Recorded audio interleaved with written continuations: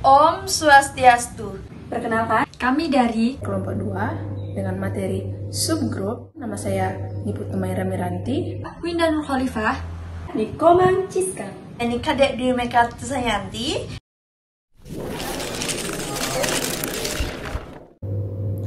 Baik, pembahasan yang pertama yaitu tentang subgrup. Nah, apa sih itu subgrup sebenarnya? Baik, kita akan membahas tentang definisi subgrup. Misalnya diberikan G adalah sebuah grup dan S adalah himpunan bagian atau subhimpunan tak kosong dari G, maka yang mungkin terjadi meskipun ini tidak harus adalah yang pertama, hasil kali dari setiap elemen di S terdapat di S. Nah, bila hal ini terjadi, dapat dikatakan bahwa S terhitung terhadap perkalian. Selanjutnya, bisa juga terjadi bahwa setiap inverse dari elemen-elemen di S juga terdapat di S. Nah, jika hal ini terjadi, dapat dikatakan bahwa S terhitung terhadap inverse. Nah, jika kedua hal ini terjadi, yaitu S terhitung terhadap perkalian dan juga S terhitung terhadap inverse, maka S disebut sebagai subgrup dari G.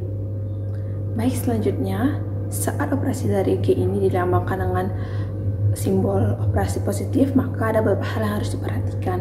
Yang pertama yaitu jika jumlah dari setiap pasang elemen di S juga terdapat di S, maka dapat dikatakan bahwa S tertutup terhadap penjumlahan. Yang kedua yaitu jika negatif dari S juga terdapat di S, maka S dikatakan tertutup terhadap pengurangan. Nah, jika kedua hal ini yang terjadi yaitu S tertutup terhadap penjumlahan dan S tertutup terhadap pengurangan, maka S disebut sebagai subgrup dari G. Selanjutnya, hasil kali atau dot produk dari dua buah bilangan rasional merupakan bilangan rasional. Nah, jika hal ini terjadi, dapat dikatakan bahwa G bintang tertutup terhadap perkalian. Nah, selanjutnya, hasil kebalikan atau inverse dari bilangan rasional juga merupakan bilangan rasional. Nah, jika hal ini terjadi, maka G bintang dikatakan tertutup terhadap inverse-nya. Hal penting yang perlu diperhatikan di sini jika S merupakan subgrup dari G adalah jika A dan B merupakan elemen-elemen dari S, maka dot produk atau hasil kali yang dihitung dalam S akan sama dengan hasil kali atau dot produk yang dihitung dalam G. Ada teori mengatakan bahwa jika G merupakan sebuah grup dan S merupakan subgrup dari G, maka S itu sendiri adalah sebuah grup. Mengapa demikian? Mari kita ingat kembali aksioma apa saja harus terpenuhi agar S itu merupakan sebuah grup. Yang pertama yaitu harus tertutup, yang kedua yaitu asosiatif, yang ketiga eksistensi pada elemen identitas, yang terakhir adalah eksistensi pada inverse-nya. Nah, mengapa di sini dikatakan S adalah sebuah grup? Mari kita lihat pembuktiannya.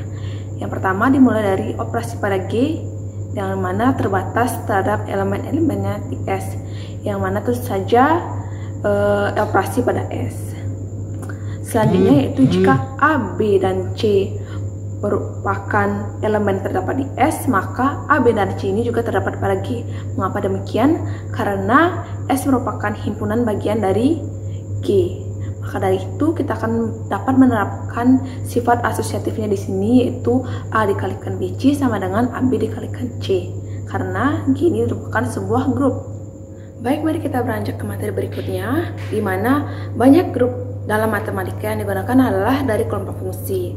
Karena faktanya secara historis pula memang grup yang pertama kali pernah dipelajari adalah dari kelompok fungsi. Nah, di sini saya akan menampilkan notasi dari FR, ini kan notasi FR, di mana notasi FR ini melambangkan himpunan semua fungsi dari R sampai ke R, di mana variabelnya merupakan bernilai real dari sebuah variabel yang bernilai real pula. Nah, dalam kalkulus kita juga telah mempelajari bagaimana menjumlahkan fungsi itu. Mari kita lihat ke permasalahan di bawah ini. Jika f dan g adalah sebuah fungsi dari r sampai ke r, jumlahnya adalah fungsi f plus g yang diberikan oleh f kurung siku f plus gx sama dengan fx plus gx untuk setiap x elemen bilangan real. Nah, jelas di sini bahwa f dan g merupakan fungsi dari r sampai ke r yang ditentukan secara unik oleh f dan g. Mari kita lanjutkan. Nah, mari kita ingat kembali bagaimana sih dua fungsi itu akan memiliki nilai sama. Mari kita lihat permasalahan di bawah ini. Jika f dan g merupakan fungsi dari r sampai ke r, maka f dan g akan sama atau dapat dituliskan sebagai f sama dengan g jika dan hanya jika fx sama dengan gx untuk setiap x elemen bilangan real. Nah, di sini artinya yaitu keduanya harus memiliki nilai yang sama ketika diterapkan untuk setiap x elemen bilangan real. Untuk membuktikan bahwa operasi plus ini memiliki sifat asosiatif, maka kita harus menunjukkan bahwa f plus siku g plus h sama dengan kurung siku f plus g plus h untuk setiap tiga fungsi f, g, dan h ada di R.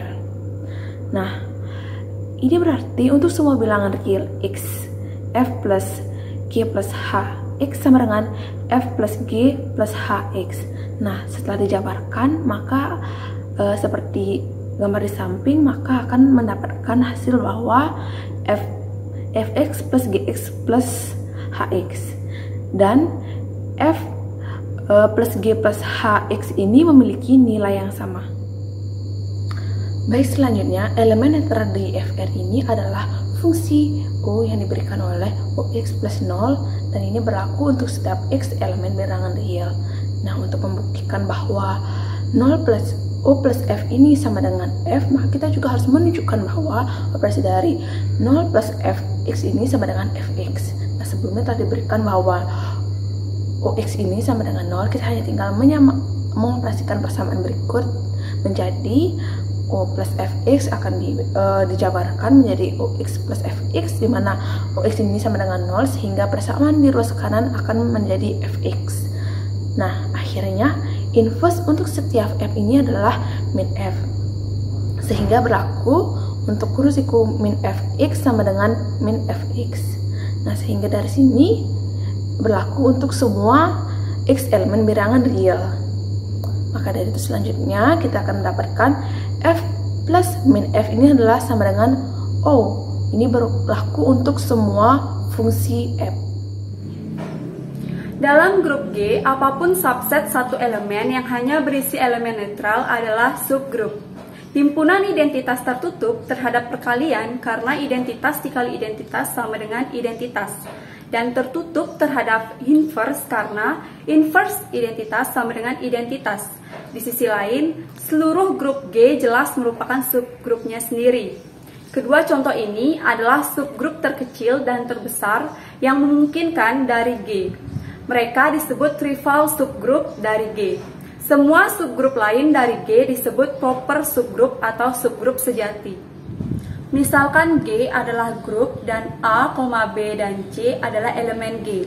Definisikan S sebagai himpunan bagian dari G yang berisi semua kemungkinan hasil kali dari A, B, dan C, dan inverse-inverse-nya dalam urutan apapun dengan pengulangan faktor yang diizinkan. Jadi, elemen sejati S adalah A, B, AC inverse, atau C inverse, A inverse, B, B, C, dan seterusnya.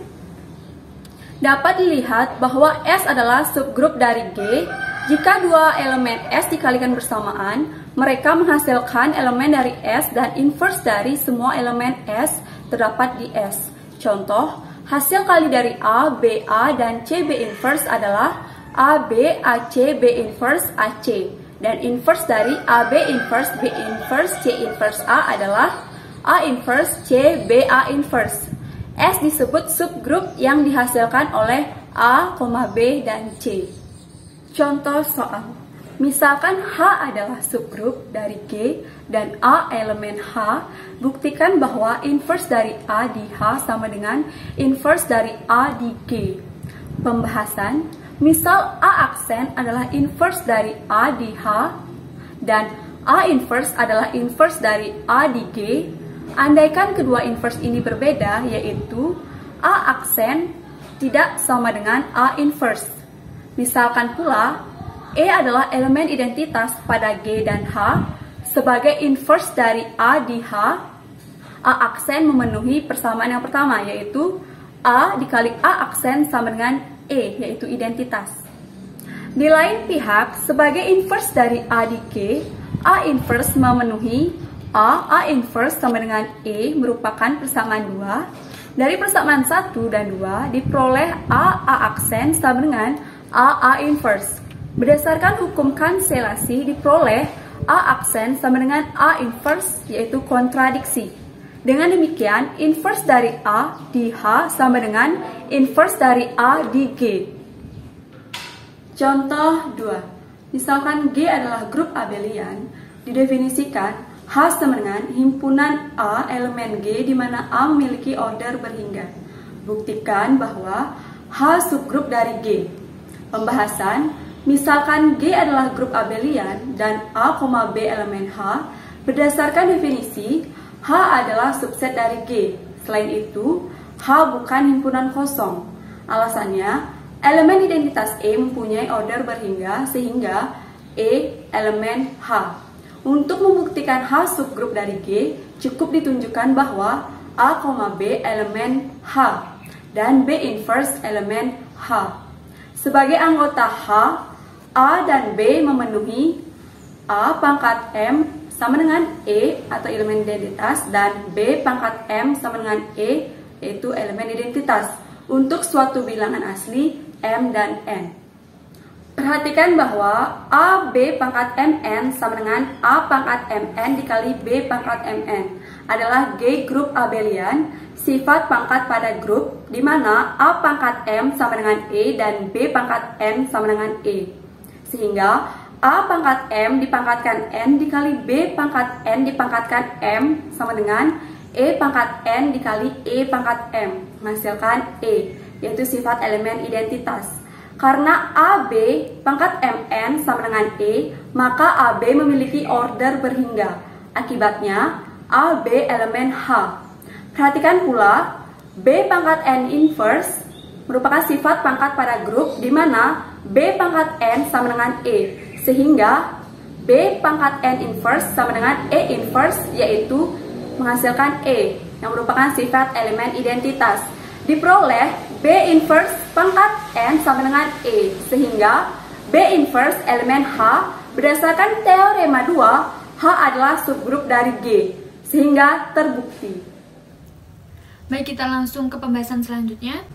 Jika A adalah elemen tunggal dari G, maka kita harus mempertimbangkan subgrup yang dihasilkan oleh A, di mana subgrup ini kita tandai dengan simbol seperti ini, dan disebut juga dengan subgrup siklik, dan A sebagai generatornya. Perhatikan bahwa subgrup A terdiri atas kemungkinan hasil kali A dan A inverse. Misalnya, A inverse, A inverse, dan A inverse, A inverse. Namun karena faktor dari A inverse menyederhanakan faktor dari A, maka tidak perlu lagi memperhatikan hasil kali yang melibatkan A dan A inverse. Jadi kemungkinan yang terjadi subgrup A mengandung A, AA, AAA, dan seterusnya. Dan juga A inverse, A inverse, A inverse, A inverse, A inverse, A inverse, dan seterusnya. Serta A kali A inverse sama dengan E. Jika operasi G dilambangkan dengan tanda plus, maka definisi menyebutkan bahwa ini merupakan jumlah, bukan hasil kali.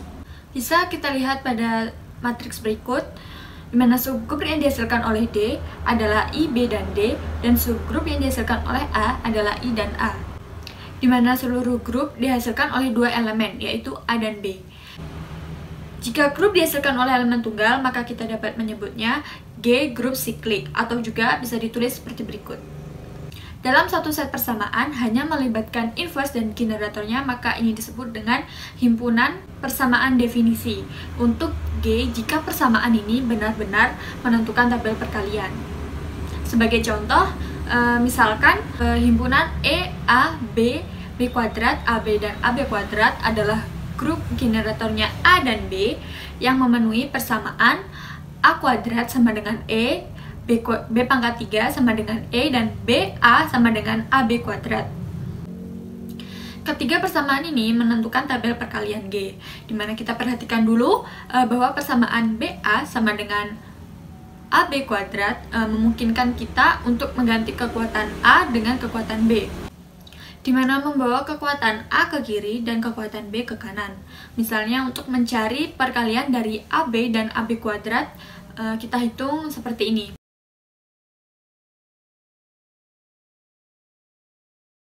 Dari persamaan 1 bahwa A kuadrat sama dengan E dan B pangkat 4 sama dengan B pangkat 3 kali B sehingga sama dengan B, sehingga AB kuadrat didapatkan sama dengan B.